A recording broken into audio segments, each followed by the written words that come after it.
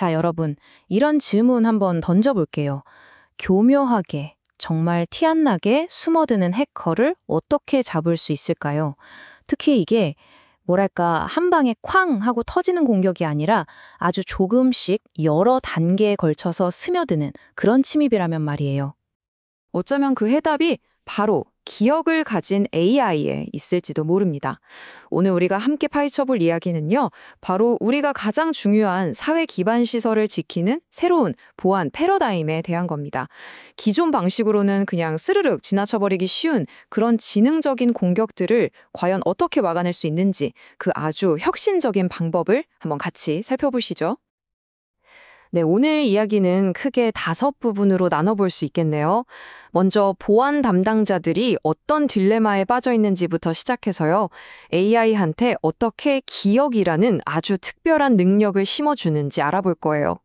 그리고 나선 이 기억력이 실제로 성능을 얼마나 확 끌어올리는지 숫자로 직접 보고 또 AI가 왜 이런 판단을 했는지 그 이유를 설명하게 만드는 비법도 한번 들여다볼 겁니다. 그리고 마지막으로는 이 모든 기술이 실제 현장에서 얼마나 똑똑한 경비원 역할을 하는지 확인해 보겠습니다. 자, 그럼 첫 번째 이야기부터 시작해 볼까요? 바로 보안 담당자의 딜레마입니다. 현대사회의 아주 중요한 기반 시설들이 사실 얼마나 취약한지 그 이야기부터 한번 풀어보죠. 여러분, 우리가 쓰는 전기, 마시는 물, 공장에서 만들어지는 물건들, 이 모든 걸 뒤에서 조종하는 디지털 두뇌가 있습니다. 바로 산업제어 시스템, 줄여서 ICS라고 하는데요. 얘네들이 서로 소통하고 또 원격으로 제어하기 편하게 하려고 OPC UA라는 일종의 공용어를 많이 써요. 근데 문제는 이게 너무 개방적이라는 거죠. 바로 이 개방성이 해커들한테는 어서 오세요 하고 문을 활짝 열어주는 셈이거든요. 실제로 최근 스페인에서 있었던 공격은요, 단순히 데이터를 바꾸는 게 아니라 시스템에 접속하는 그 순서의 허점을 파고들었어요. 정말 교묘하죠? 더 무서운 건 인터넷에 공개된 OPC UA 서버 열의 6은 설정이 엉망이거나 보안이 아주 허술하다는 사실입니다. 이거 언제 터질지 모르는 시한폭탄이나 다름없는 거죠. 이게 기존 보안 시스템이 왜 문제냐면 마치 기억력이 없는 경비원이랑 똑같아요. 방금 전에 되게 수상한 사람이 지나갔는데 다음 사람이 오면 그 전 일은 그냥 까맣게 잊어버리는 거예요. 이러니까 당연히 여러 단계로 치밀하게 짜인 공격은 속수무책으로 당할 수밖에 없죠.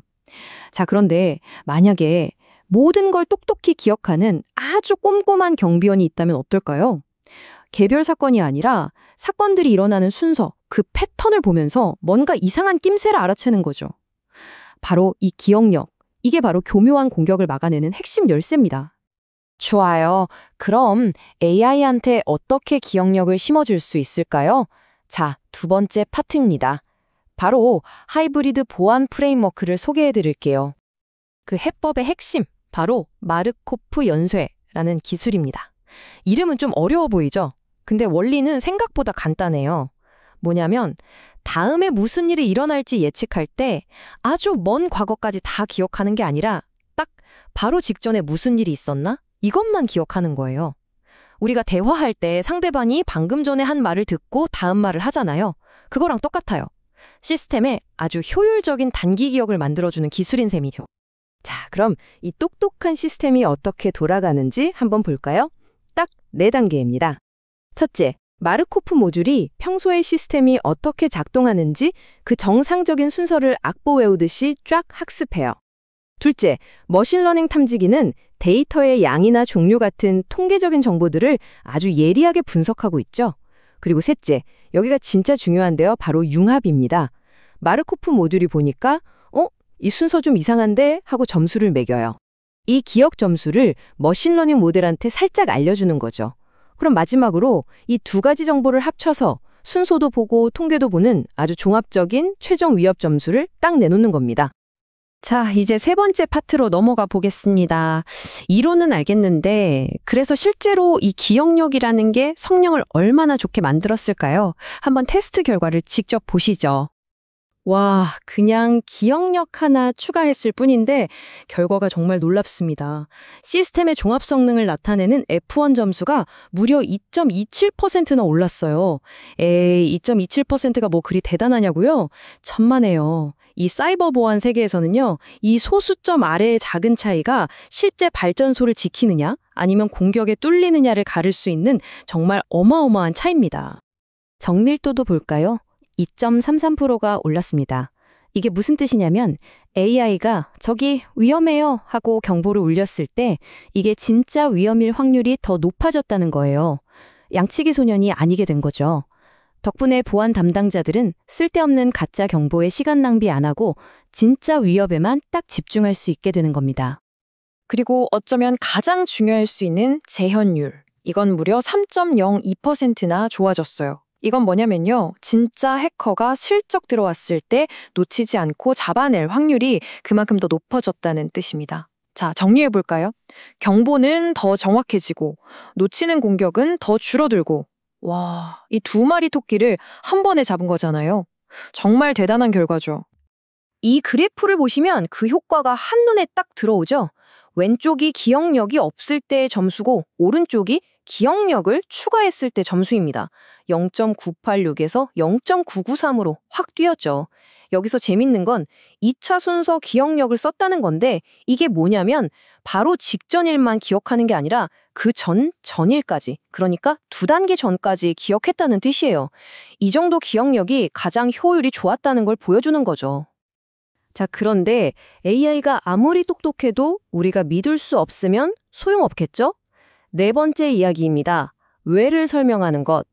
바로 신뢰를 만드는 설명 가능한 AI에 대한 이야기입니다. 이 문장의 핵심을 꿰뚫고 있습니다. 경보가 울렸을 때 운영자는 그 경보가 왜 울렸는지, 특히 시간 순서상의 어떤 흐름 때문에 그런 판단이 내려졌는지 이해할 수 있어야 한다. 맞아요. 그냥 무작정 위험해 라고만 하면 누가 그 말을 믿고 중요한 결정을 내리겠어요. 바로 여기서 쉐프이라는 정말 마법 같은 도구가 등장합니다. 이걸 AI의 머릿속을 통역해주는 번역계라고 생각하시면 쉬워요. 쉐프는 그냥 이상합니다 하고 끝나는 게 아니라 이번 경보는요, 평소와 다른 메시지 순서 때문에 70점, 갑자기 데이터가 많아져서 30점, 합쳐서 위험 경보입니다. 이렇게 아주 구체적으로 이유를 설명해줘요. 이러면 운영자 입장에서는 훨씬 믿음이 가고 문제의 원인도 정확하게 파악할 수 있겠죠. 다 드디어 마지막 파트입니다. 이렇게 똑똑하고 믿을 수 있는 기술, 과연 현장에서 바로 쓸 수 있을까요? 엣지, 즉 현장에서의 스마트 보안에 대해 알아보겠습니다. 보통 LSTM처럼 아주 강력한 딥러닝 모델들은요, 한 가지 큰 문제가 있어요. 너무 무겁고 굼뜨다는 거죠. 엄청난 성능의 슈퍼컴퓨터에서나 돌아갈 법한 프로그램을 현장의 작은 장비에 설치하려는 것과 비슷해요. 당연히 버벅거릴 수밖에 없죠. 이 표를 한번 보세요. 차이가 엄청나죠? 라즈베리파이라는 작은 컴퓨터에서 돌려봤더니 기존의 무거운 모델들은 메모리를 800메가 넘게 잡아먹어요. 그런데 우리가 오늘 본 이 하이브리드 모델은 어때요? 메모리는 3분의 1 수준인 약 312메가만 쓰고 반응 속도는 비교가 안 될 정도로 빠릅니다. 2m초 미만이에요. 성능은 최고로 유지하면서 몸집은 엄청나게 다이어트를 한 거죠. 이게 바로 이 기술의 진짜 대단한 점입니다. 이렇게 가볍기 때문에 엣지 디바이스, 그러니까 멀리 있는 중앙 서버가 아니라 공장 바닥에 있는 작은 컴퓨터에서도 쌩쌩 돌아간다는 거죠. 그 말은 곧 현장에서 직접 실시간으로 해커의 공격을 막아낼 수 있다는 뜻입니다. 결국 오늘 이야기의 핵심은 이거네요. 교묘하게 숨어드는 해커를 잡으려면 그들의 순서와 패턴을 기억해야 한다는 것. 우리가 사는 세상이 점점 더 복잡하게 연결되고 있잖아요. 어쩌면 앞으로 우리를 안전하게 지켜줄 가장 중요한 열쇠는 바로 이 기억력을 가진 AI가 아닐까요? 이 질문을 여러분께 던지면서 오늘 이야기를 마무리할까 합니다.